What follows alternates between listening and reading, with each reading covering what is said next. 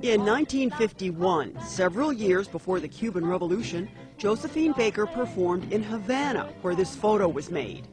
During a previous visit, she mobilized a group of non-white Cubans to protest when a hotel turned her away. Baker employed similar tactics in the next stop on her world tour, the United States. She did a citizen's arrest because someone hurled a racial slur against her, and it made the news. In Los Angeles today, the singer Josephine Baker sat with two friends in the grill of the Biltmore Hotel. At the table next to them sat a man who made some audible and slurring remarks about Miss Baker's race.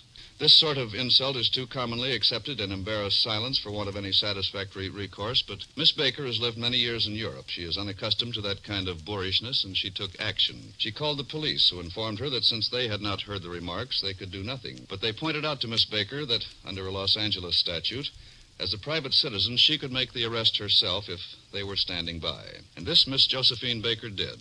The offender identified himself as Fred Harlan, resident of Dallas, Texas, and in the absence of any statute covering bad manners, he was booked on suspicion of drunkenness and of disturbing the peace. So that's the kind of person she was, and I admire her ability to stand up and really speak out and create situations that would call attention to problems that would be very risky for other people to do. Filmmakers collaborated on a documentary titled Secret, the Josephine Baker FBI Files. The agency began tracking Baker's movements around the globe on the orders of FBI Director J. Edgar Hoover. It started after an incident on October 16, 1951, at New York City's Stork Club.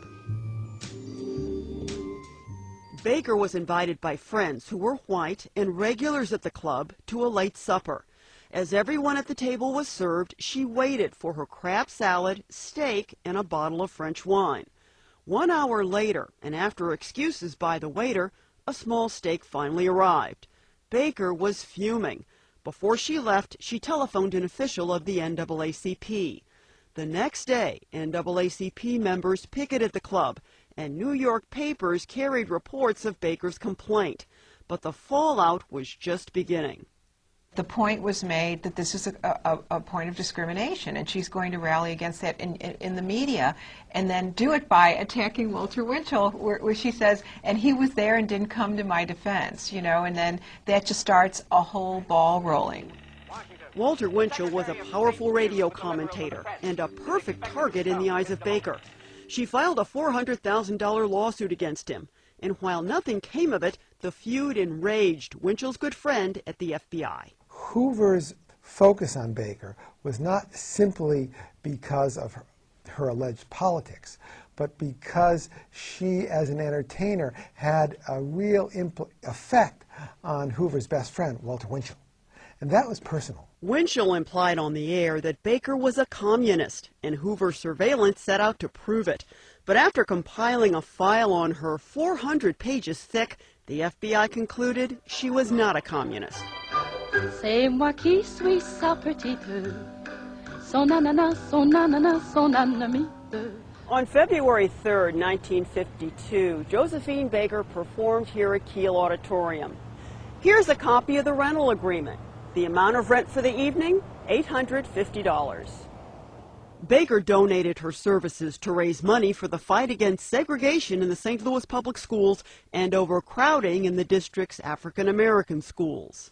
When she came back to the United States in the 50s to perform, she would not perform in any theater that did not integrate their audiences. In 1963, Baker took part in the March on Washington.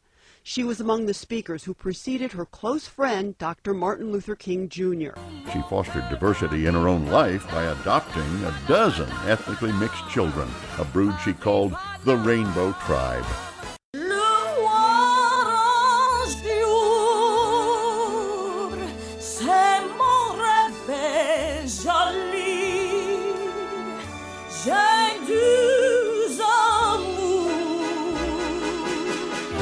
Mon pays